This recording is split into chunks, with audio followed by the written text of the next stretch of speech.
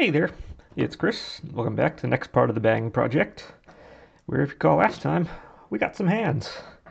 And this time, we're pretty much going to ignore the right hand. We're not going to do anything with that this time, so we can going to take you out.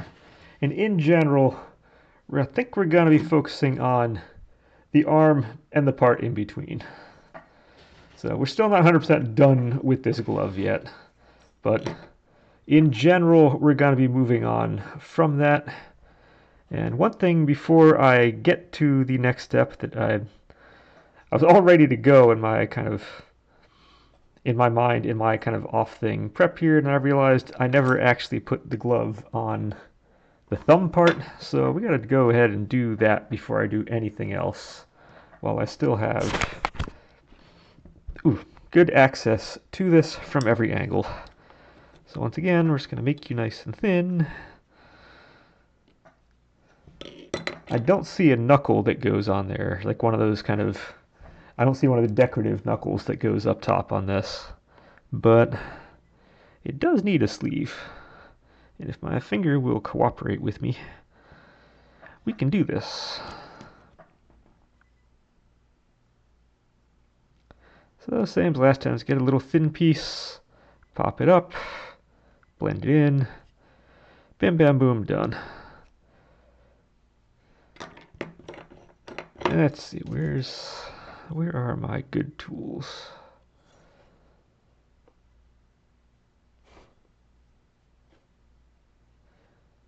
And just like that, we finished something we didn't get done yesterday, or last time, or whatever. Whatever metric I'm supposed to use for these things. Alright, let's see what time we are. We are 2 minutes in. We've already done something. So, we now have a little glove piece on that.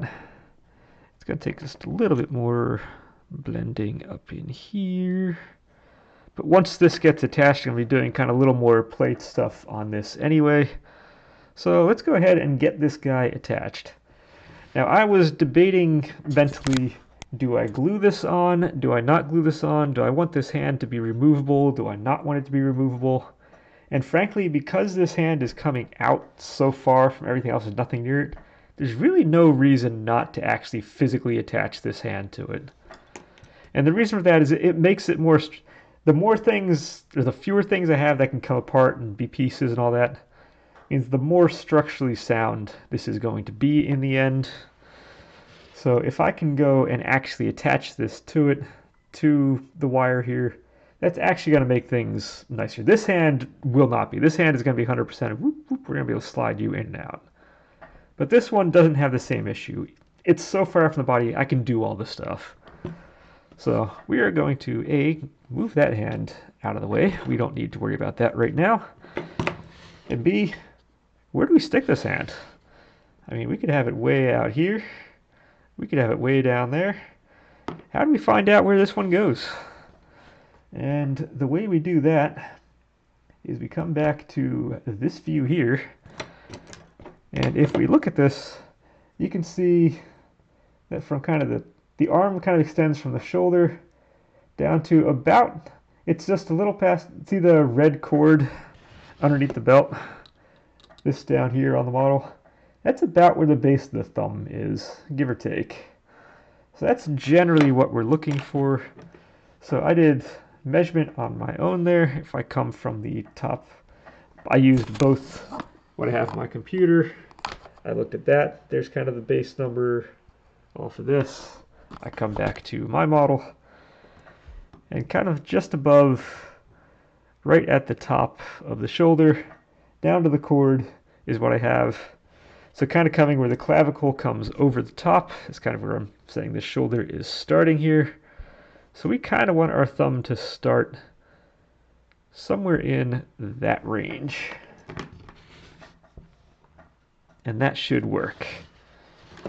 And so knowing that means we can actually, now I have one of two ways I can do this. I can bend the wire so it comes up into the hand a little bit, which actually isn't a bad play. It's actually not a bad play. Because again, this hand isn't going to be removable. So I can play with it just a little bit in ways that I'm not going to be able to play with the other one. And if I do that, we're going to want to go up. Whoop, let's put you back on here. Probably want to go up a little bit higher than that. Not so much. I don't want to break his hand, but I can go a little bit higher than that.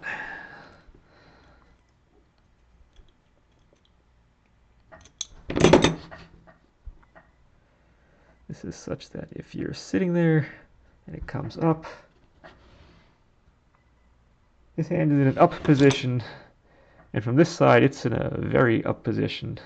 But if you look at your own hand can bend. It doesn't bend a full 90 degrees, but you can get at least, let's say, 60 degrees in there. So maybe I can go just a hair less. Because from front view it seems fine. But yeah, as we go to side view, it looks like it's a little much. So that's probably fine right there. And you need to remember that's going to be pushing it out just a little bit further. And how does that affect this? We're still kind of at the base of the thumb right there, but it's going to go forward just a little bit. Now I'm not going all the way into the hand.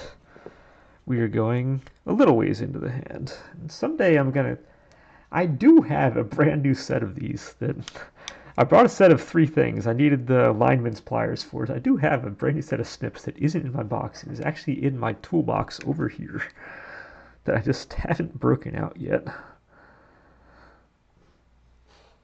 So I don't want this to go through the entire hand, but a bit of the fingers are good. And suddenly this thing that's been sticking out for so long is finally cut. So we're going to be something like that.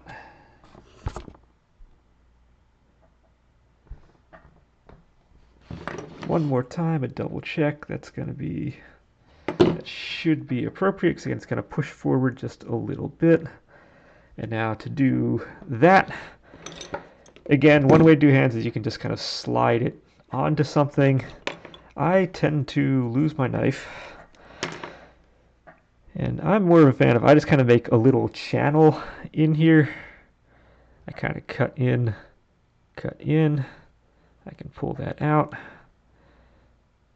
Do a little more of a cut, a little more, whoop. So that it's big enough for the wire to fit in. And then I just fit in the wire. I'm holding the wrong tool. This is the one I wanted. It's got the spade bit. So I go deep enough that the wire kind of fits in there.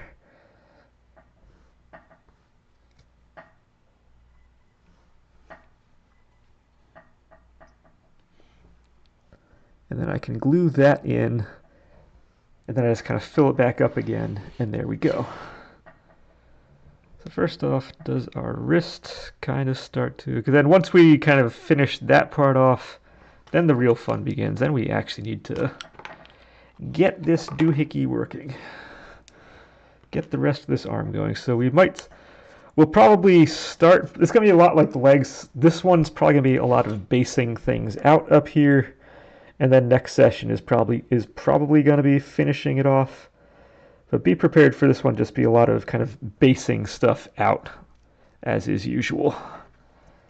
Although I think the arms and stuff tend to go by a little quicker than the legs do, or at least it feels that way.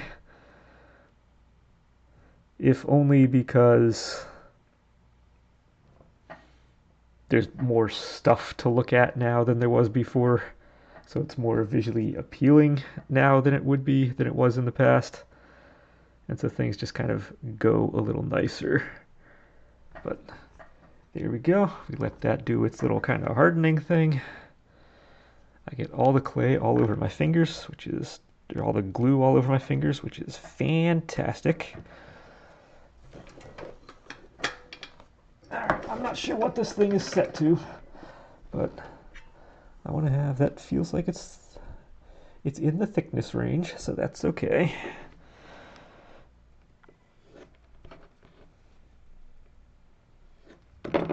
All I want is just a little strip that I can then glue onto here. And then, whoop, let's get this ogre-like head off of here. This orc-like head. It is very orc-like, I'm not gonna lie. If you enjoy the Lord of the Rings movies, which apparently are much older than I keep thinking they are. I keep forgetting they came out when I was in college. And I was in college a long time ago.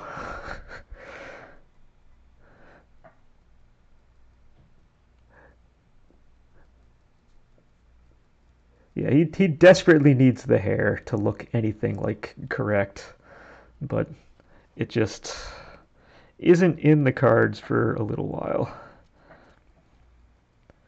And now the goal of today is going to be not to have this look like this. Now, good thing is there's almost zero muscle structure or anything I need to worry about at all on this guy.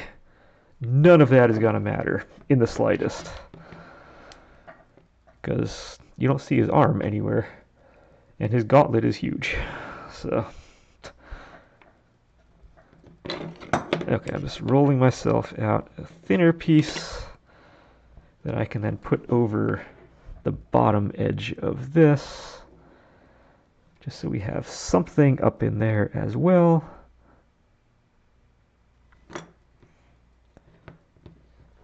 This glue keeps lasting longer than I think it's going to, which is good, except for the fact that last time I said that is pretty much immediately when it died.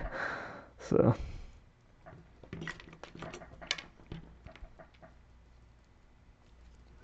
that said, I do have another tube of this stuff on hand in case this one ever does run out. So it's not like I'm desperate for glue if something goes wrong. But it's good getting this part on, because now with the backing on here, now I can actually start kind of making all of this look good. I'm probably going to be down a little further throughout much of this. And now this is going to look all kinds of wrong for probably most of this video. And then at some point it's going to instantly start looking correct. It's going to be funny how that works, but I'm just hoping by the end of the video this will start to look correct, or else we're going to have some really fun thumbnails coming off of this image. They're going to be great. So, let's see if we can... I'm not going to make this look good for you guys. I'm going to make this look good just so I can put a thumbnail image on. That's the truth. You guys are secondary to this whole thing.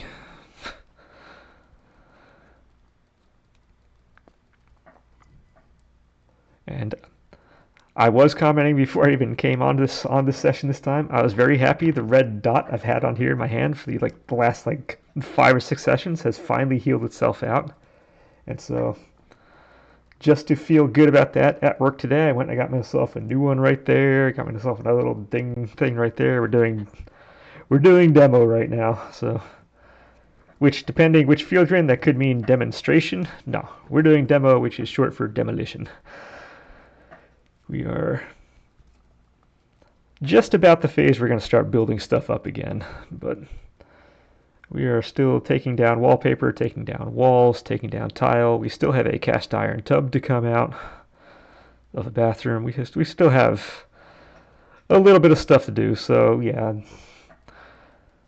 As much as I'm joking, I'm never going to be a hand model. At the same time, I kind of am right now. I mean, that's all of me you ever see. Every now and again you see a forearm or something, but yeah.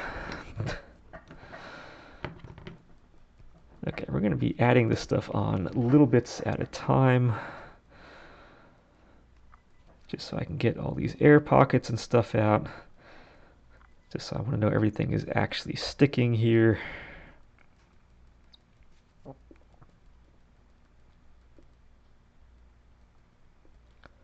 Because yeah, these hands are going to feel gigantic until they don't.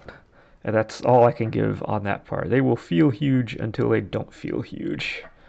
And I need to redo everything on the bottom again which is fine, which is actually kind of expected. That's why I hate hands.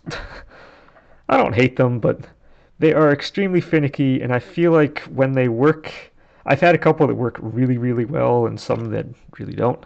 It just feels like when they do work, I'm not entirely sure why they did at the time they do. Again, even the back of the hand now, all of his hand right now is 100% Slender Man kind of going on.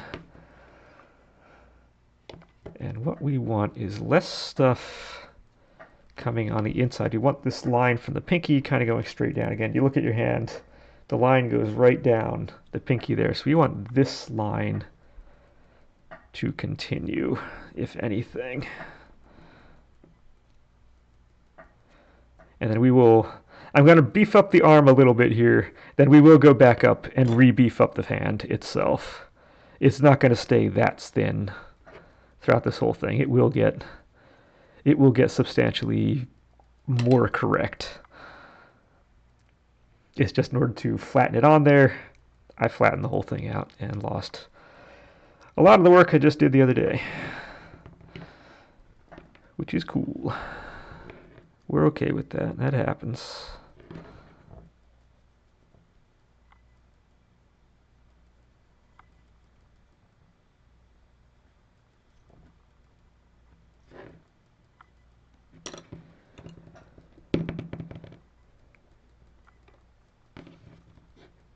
Get in there. That's at least, at a minimum, we need to cover that wire. If we do nothing else on this, we need that wire gone. Because this hand is kind of visible in the end.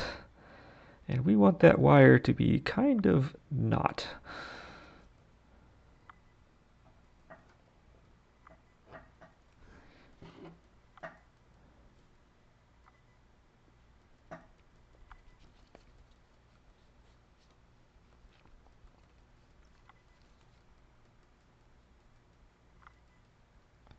Let's see, if we're going to be doing things kind of in proportion with each other on all that, it might be good actually to be here a little bit so we can see how it flows in proportion. Wow, this thing looks like it's long. However, the numbers are saying it's where it wants to be. Now, I got myself in trouble with this on my rain project, and I had to readjust the size of the arm in the end. And the rain project being the one I did immediately before this one. And I really don't want to have to deal with that again. But as we beef up this arm, make it thicker and whatnot, the length, right now it just feels longer because it's skinnier. As we beef this up, it's not going to feel as long. So one of the important things of beefing this up is it's going to make it feel more in proportion to everything else.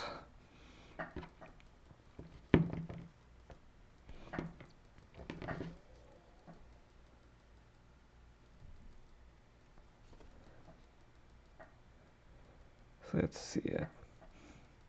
Yeah, I should be either like doing just like the bicep or just the forearm, but no, like as you've seen my modus operandi right now, it is generally kind of bulk out the whole thing, and then we start, or get at least some clay everywhere, and then we start actually doing the beefing out phase. So let's just get some things everywhere right now, and then we'll go from there.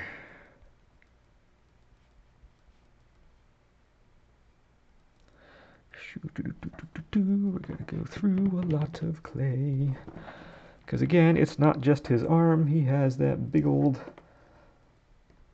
He's got that big old puffy sleeve going on there. What's this image? Nope, that image isn't going to help at all. This is probably the best one for the job. To kind of see about what we're doing. And actually, if I'm going off of that... Let me get this and find out how wide does his actual... So his forearm gets a little over 3/4 wide. So his forearm actually does this in the end. It's nuts.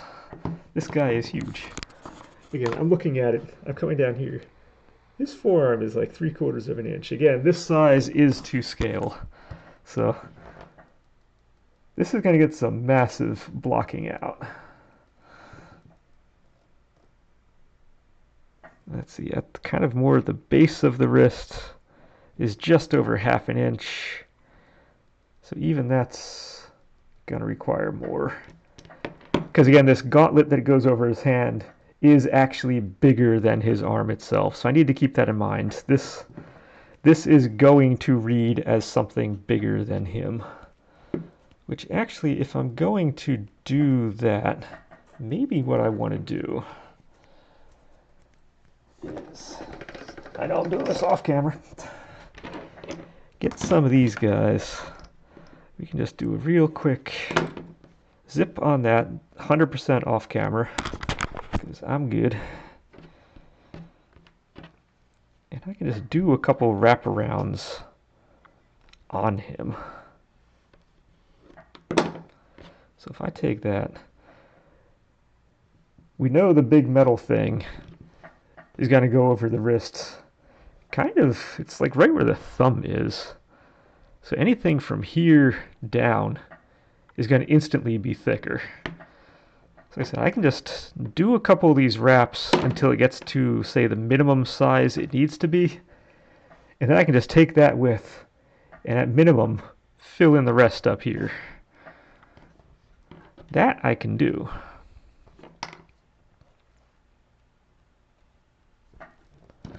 Okay, so we said we wanted about that size. So that is actually about the size of the lower part of the wrist. So that means everything that goes on is going to be at least that size. So work smarter, not harder. So I can just take that. We can just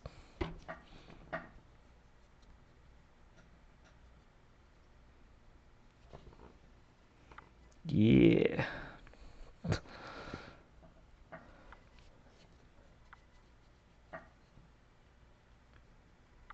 Now, unfortunately, I didn't really come with any kind of additional topics to discuss during this session. Haven't really thought about that. The only thing that's kind of been on my mind is at the start of the last session, when I was going over how I chose the characters I was going to do from the start based on my skill level and what elements I wanted to and not wanted to work on. There are more things I could talk about that. However, at the same time, that would probably be good to have visuals to go with it as well. So I may kind of save some of that for a different time, maybe a standalone session or the start of a different one. If I want to take like 5-10 minutes, just kind of go off on a tangent on that. But I guess the one thing I can say in regard to that, if I were to just bring that topic back to the forefront here, is I know one of the golden rules of thumb is when you're starting something new, start something you can finish. And I'm going to be honest, I call shenanigans on that one. I absolutely disagree. If you're starting something new, again, if time is not an option, if you're doing stuff for school or whatnot and you have like deadlines and all that, then yes, that will absolutely come into play. Don't get me wrong, but if time is not an issue, that whole phrase like, oh, if you're gonna start something you can finish, I disagree. Because that says if like you're gonna be doing model stuff, you're gonna be doing like carving stuff, whatnot. They always have you kind of like doing like, oh, if you want to do carving, the first thing you're gonna do is either gonna be like a duck or you're gonna do like a fox. And it's like, I'll be honest, I don't want to do any of those things. So if you're starting something new, don't start something you can finish necessarily. Start something you want to finish. Start something that when you get home from work, you get home from school, you get home from like college stuff or from studying,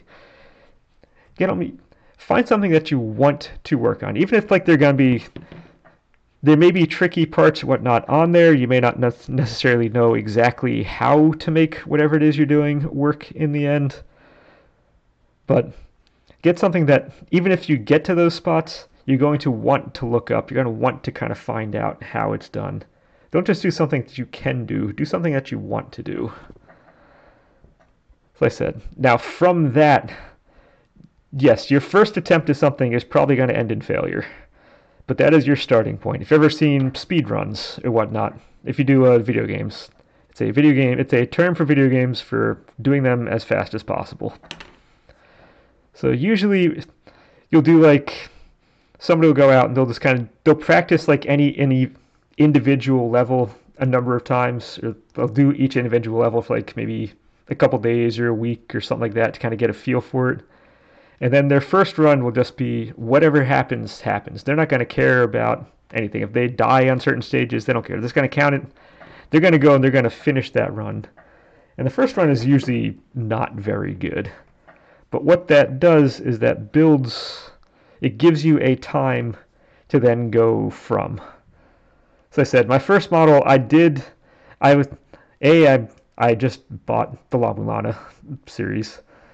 So I have both 1 and 2. I still haven't actually played 2. I've seen somebody play 2 years and years ago. I do know a couple of the puzzles. I remember how a couple of the puzzles in the game go. But thankfully enough time has passed. It would be 100% or 99% brand new if I were to do it again. But I bought that one to play. So I was interested in doing at least one of the characters. Like I said, the Lamisa that I came on was really good because all of the elements were separate from each other.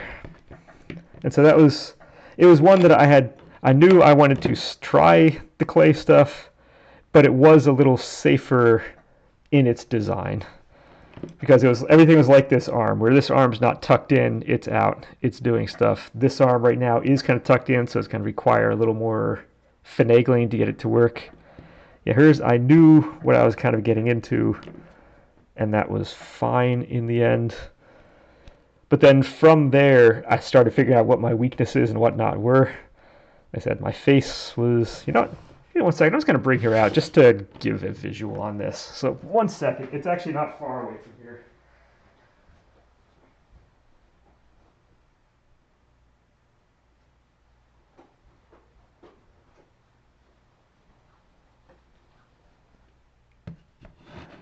I say, while this is on my mind from the previous session.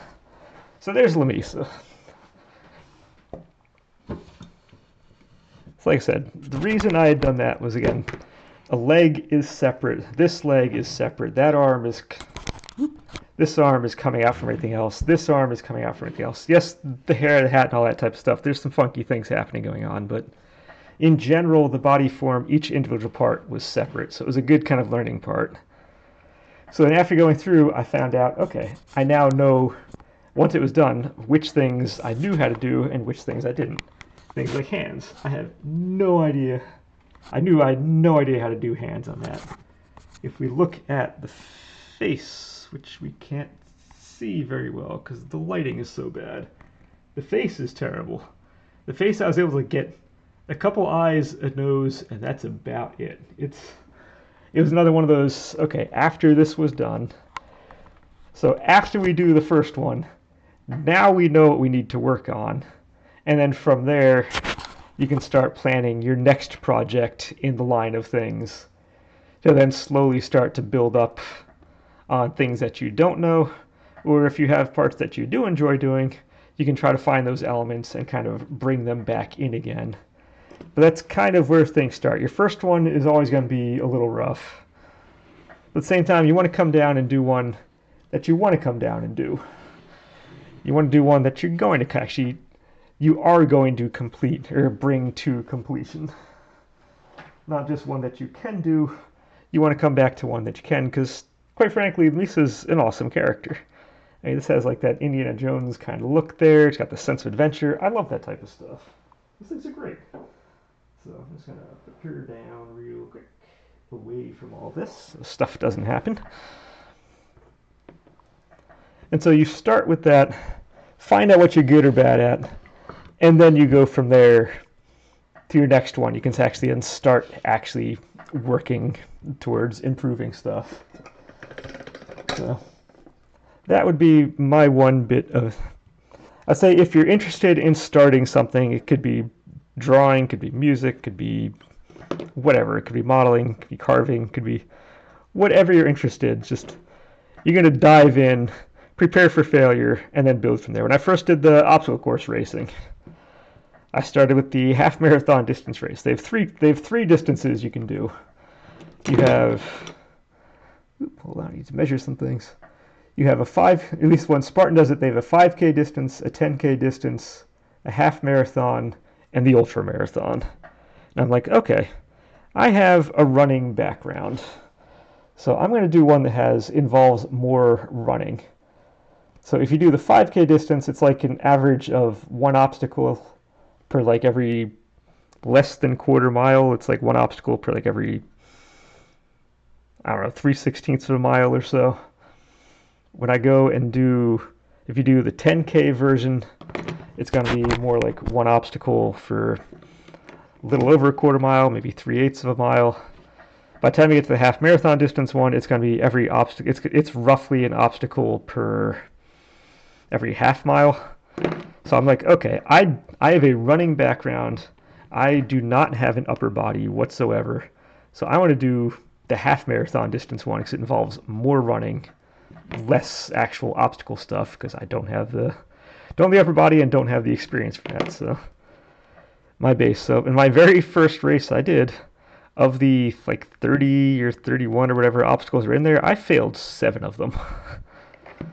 And it was rough. My second race was in June. It was the 10K or the 5K one, but I dehydrated terribly and failed a whole bunch of stuff in front of my. Actually, had come up for my brother's birthday for that one, so it was kind of on the way to his place, and so he was there, kind of watching, and everybody watched me fail and not do burpees on. I forget how many obstacles, but it was quite a few. It was not an insignificant number. Third race I went out, it downpoured the entire time. It rained again. I failed like 7 or 8 more obstacles on that, and then eventually I got in, and it was better. But again, you start with the failure phase, figure out what your weaknesses are, and then you go and improve on them. So at the beginning, my weakness stuff was like any kind of overhang apparatus you have, like any kind of monkey bar or monkey bar variation type thing. I just couldn't do those for the life of me. They just did not want to work whatsoever. And now when I go and do those, I've improved myself. They're actually one of the stronger things I have in my repertoire of stuff. And it has worked out in the end quite well from there.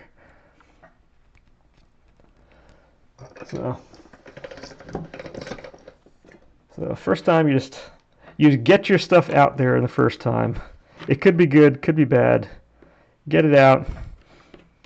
Figure out what works, figure out what doesn't work, and then plan from that point onward-ish. I feel like I deviated slightly a lot from where I started the conversation, but this is what happens when I try to fill up time. I just talk to make background noise and kind of forget where things are supposed to start out. And what are our time? Okay, so our time is telling me that, yeah, we're going to have just a lot of blocking on this one. And next session, we're going to start making elements probably look like elements. I see we have like 20 minutes or whatever to go, so.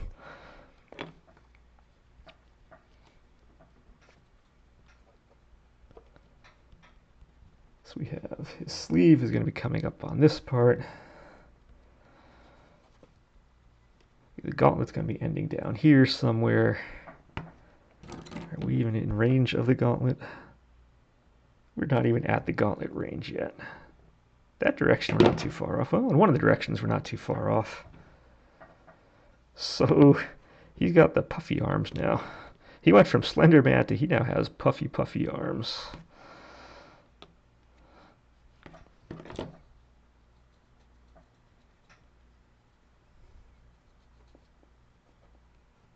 Yeah, this is very much kind of following how the legs are, where the first is just kind of base it out, kind of get things where they need to be, maybe not exactly, and then it's hopefully next time all this is going to look good.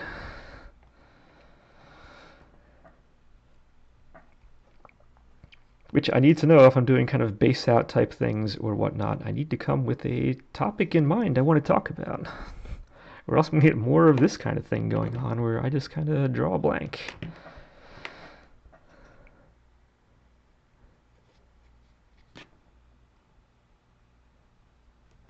Oh, I can't wait till I put this thing back up on here. Re-click it back into that and just see how much different this looks.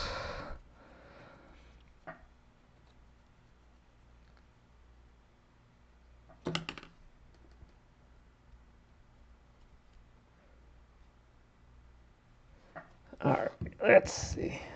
We doing it. So if we come back here, we got... Wow. Yep, that's the thing.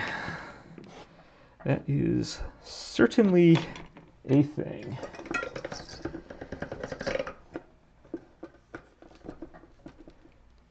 However, now, if we come back to our original bang image, we're going to have this kind of coming out like that as well, and it's going to tie back in again in the end.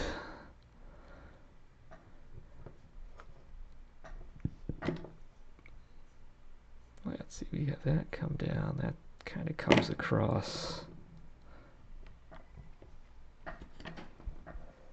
Jacket sleeve gets kind of bigger.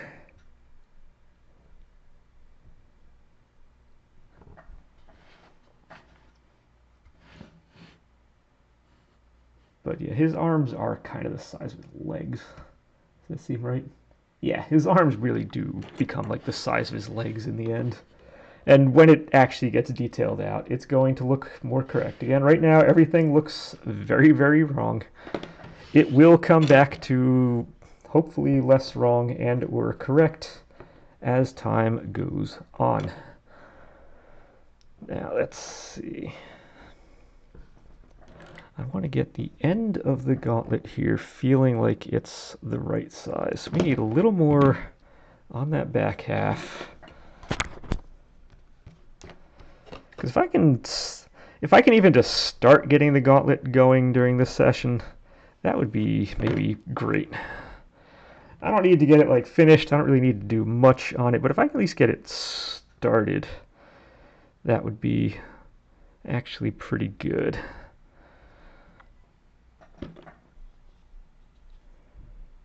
Because right now it just kind of looks like a sleeve, and as a sleeve is not feeling so great. Let's see, where is the back end of this? So if we have kind of from there to there, so kind of, yeah, kind of right around that mark is where our gauntlet goes to.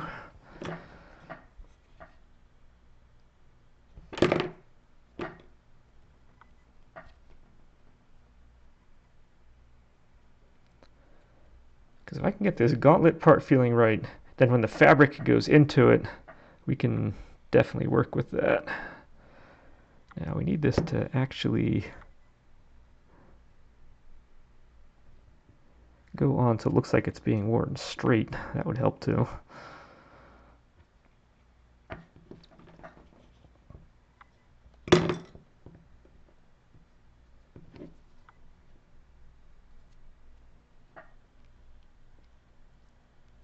Alright, so this wants the hard edge in the back, but we do need to mold it on this side. A little better than that.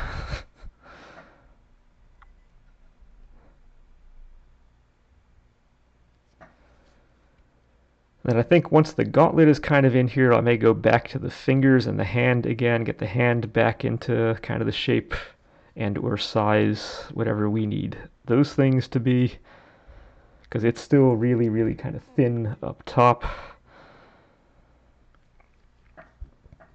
And then we come back to our sleeve, which the sleeves are going to look all kinds of wrong considering it's only on one half of his body. Unless I just do the gauntlet here, do the gauntlet on the other side, and then just do all of the jacket stuff kind of at once.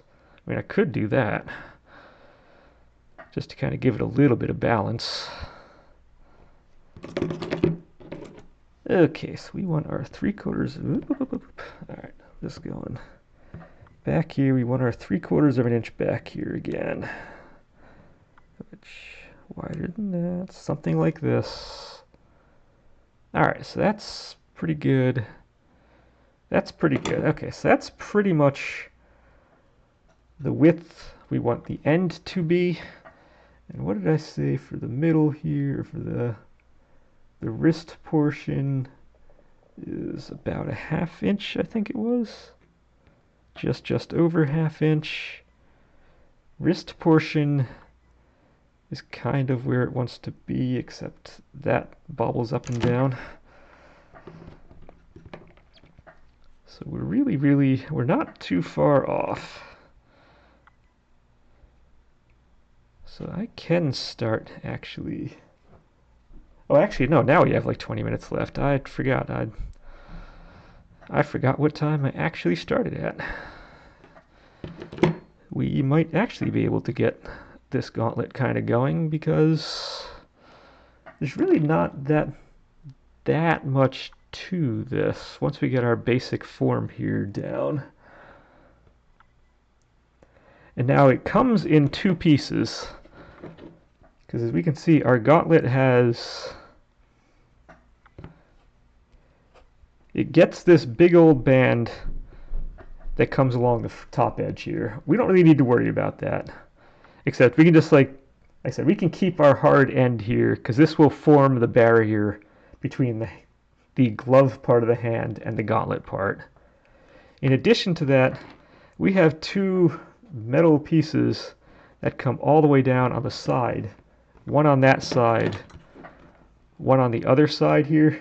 And what that's going to do is meaning I can look at this image on the side, and that is 100% the back. There's nothing we need to do for blending in here, because it's actually different on the underside of it, which that doesn't really show it. Well, you know what? If I slide you over. Okay, well, when we come back next time and go over stuff again, I'm gonna need to actually pop. I have other images that show the underside of this, and apparently I don't have them on here, so we're not going to worry about that at this point. But it is much different than the top side of this looks. Suffice it to say, that's the important part. It is different than this part looks.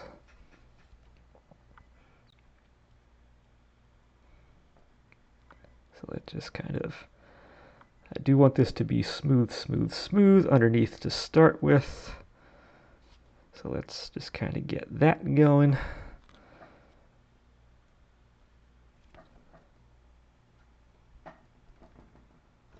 There is a little bit of a hourglass kind of figure going on there. Not much, but there is a little bit of one. So I just wanted to give that a little. And okay, so we have that. So what's going on down here? So we have, what I should do is a 1/2 and 1/2. We have, let's figure, you're at 1/2. We don't need to go past that mark. And we don't need to go past that mark. So everything we do is going to be between those 2 marks. So what I have is yeah, you're a good straight line there. We like that.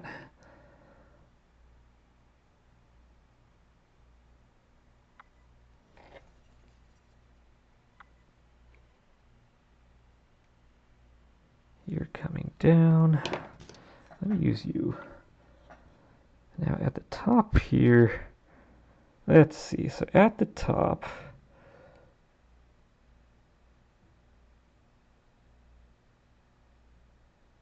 we're going to have you come down, and then this goes towards the bottom.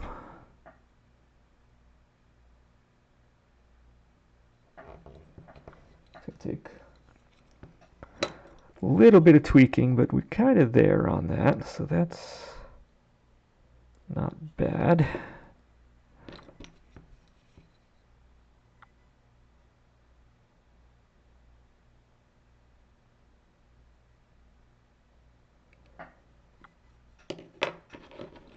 And it looks like this gets carved down just a little bit.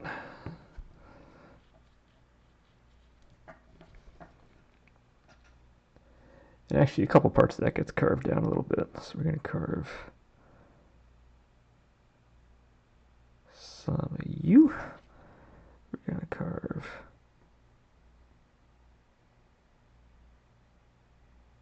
some of you. Get that out. Oh, where is... Whoa, whoa, whoa, whoa, whoa. Stop sliding away from me. Tool. I need this guy. They're rarely used.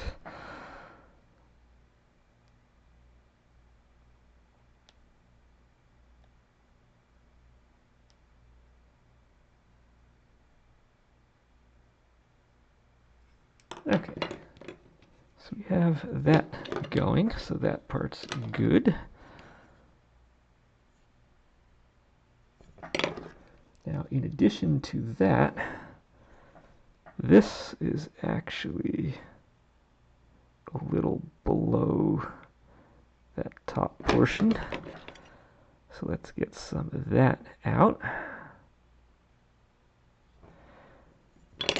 Apparently it didn't cut very much.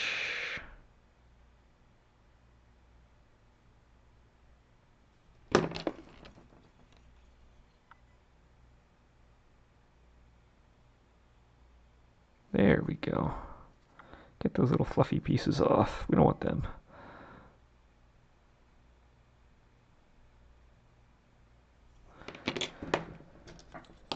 Okay, where's... Let's get you, let's...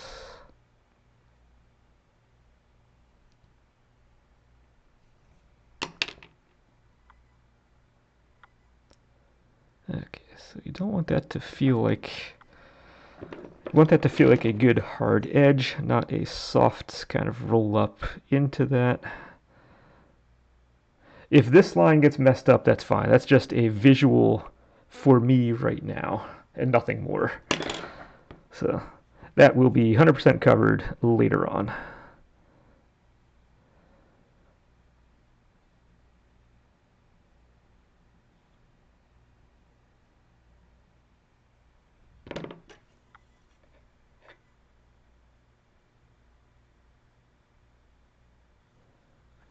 All right, we got that off. Get you off. I know you want to stay. You gotta go.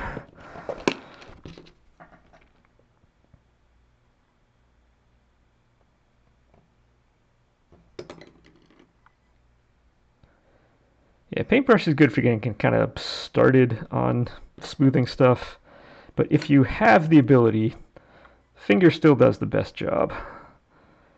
Finger still very much does the best job at actually smoothing stuff out. I have yet to find anything better than that.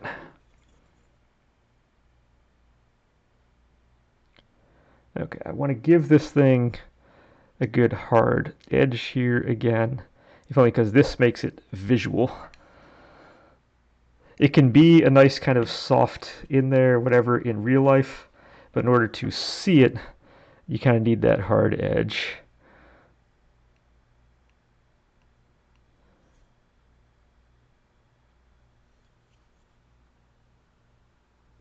Okay, so we have you coming down, so what comes next? Now we get a couple little bonus pieces. First off, within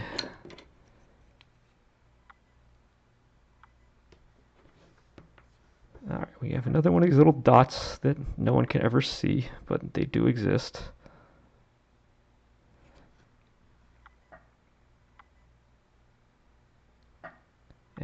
And there is a dot there, but it is about half the size of what I just did. So you saw what that looked like in my hand. It's that big. That's too big. We can't deal with that. It is too much. Too much.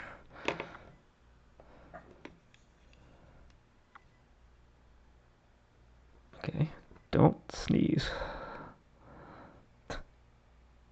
No, let go, let go.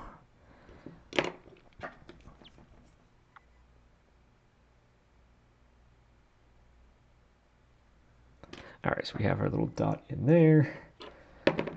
Now we need to make a couple more little kind of snakes out of clay. This is the official I'm back in elementary school job right here of doing this. Oh, it feels good being a little kid again. It's funny when you're a kid, you do this kind of stuff. By the time you get to high school and whatnot, you're like, oh no, I'm too old to do kids kind of stuff. No, no, no, no, no. I'm hip and cool and all that. And by the time you actually grow up, you realize, you know what? Don't care. Fun is fun. You just do it. You kind of get over yourself a little bit. That's part of growing up, is just getting over yourself. You realize, you know, if something's fun, just do it. Just go with it.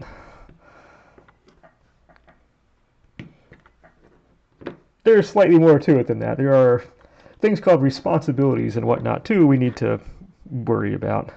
But in terms of just entertainment value, yeah, just have fun. I'm not too old for anything kind of thing, no. If something's enjoyable, it's enjoyable. It's what it is.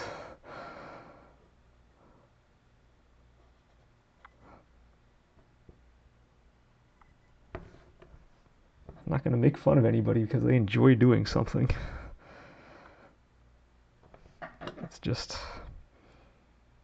we all find different things that we enjoy doing. Come on. My fingers are too fat.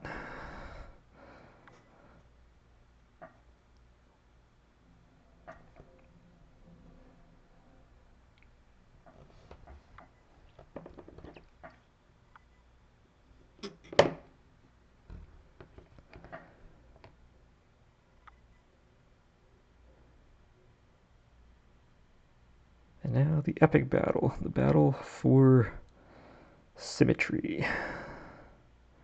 One that I always feel like I lose.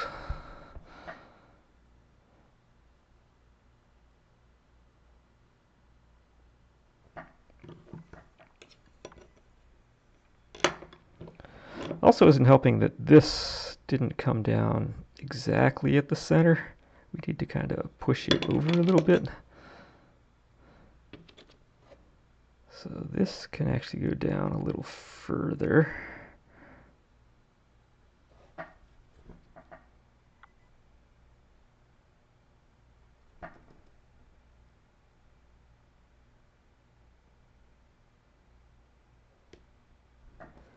And with that coming down a little further, we can bring this in a little more. The end kind of comes down to where it was. It was just kind of the starting place was a little off.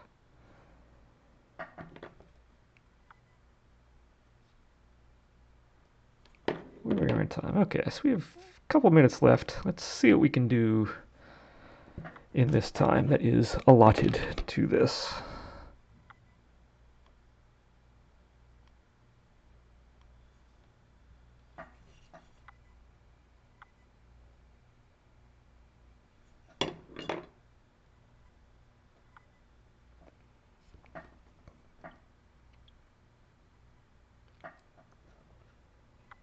Is there another one that comes down on the side?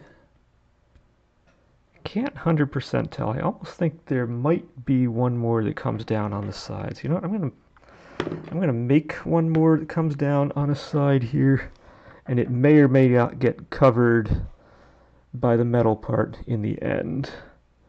But it looks like there's something else that's not too far off of that one.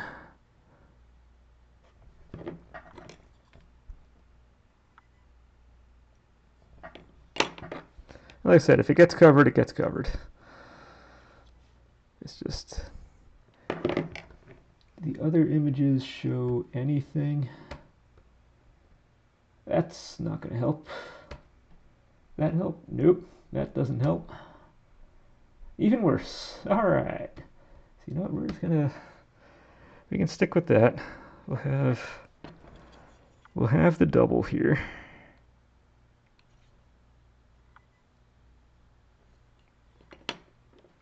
Two lines on that. You're a little thicker down here. Let's thin you back up again.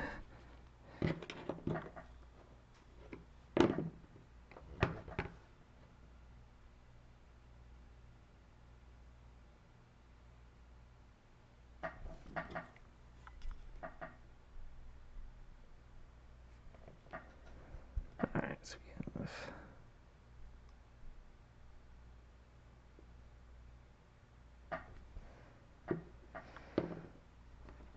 Okay, so we have that thinned out.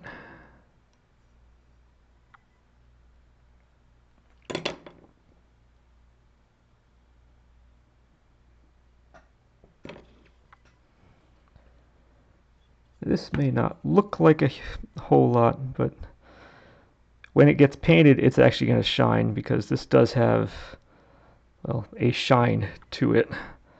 So that will help make this thing look good in the end.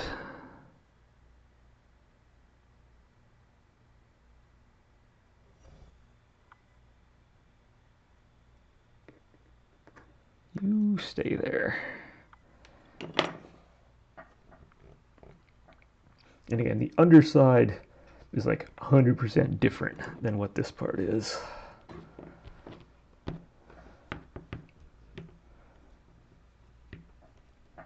And we are getting right up to the wire here, so let's just do a couple little touch-ups on the palm, or kind of on the hand here, and then we're going to call it a video.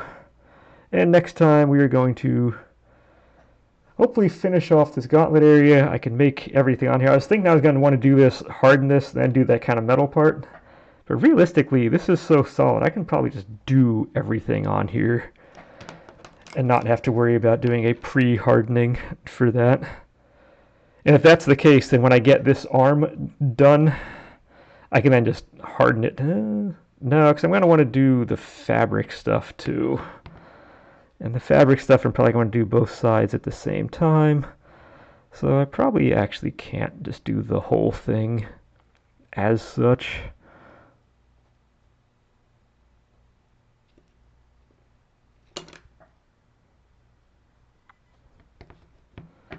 I don't know. We're gonna play with this hardening schedule by ear. Because I don't want to harden it and then have to deal with this whole upper body. It'd be nice to kind of do all of it at once. I can hold this body as I do stuff, so I'm not really concerned about that. I am concerned with the fact that this is very stuck to my finger and isn't going to come off on you anytime soon.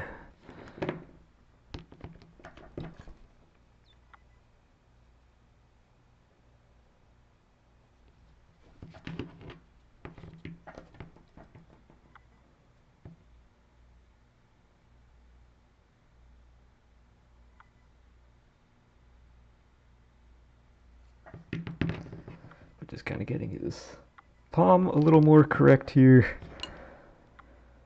And we'll deal with the back of the hand and the rest of the gauntlet stuff next time. Fabric I'm not worried about. Like I said, I think when I get this gauntlet area done, I'm going to then jump onto the other hand and then it's going to do all the fabric stuff at once at the end, so I can kind of make both sides symmetrical and all that. It's like maybe I'll do a little bit on this side just to kind of get it, start to kind of get a form going on that, just so it doesn't look completely weird. But hook in.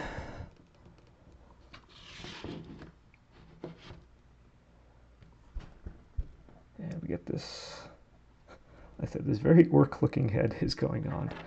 The brow is just a little much. Hopefully when we paint the eyes, when the eyes become white again and we get a lighter color in here, hopefully that'll pop back out a little bit. But well, there we are right now. We have a very one-sided muscular dude going on. Shaw. Yeah, so hand needs to get thicker just so it kind of matches now this part.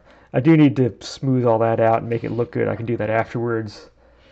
And then, yeah, we can finish off this gauntlet, jump onto this arm, and then we'll go from there. So that's what we get looking forward to next time. So until then, this looks very lopsided, very incorrect, but as is usual, just give it a chance. It'll come back. It'll look good in the end. And until then, enjoy.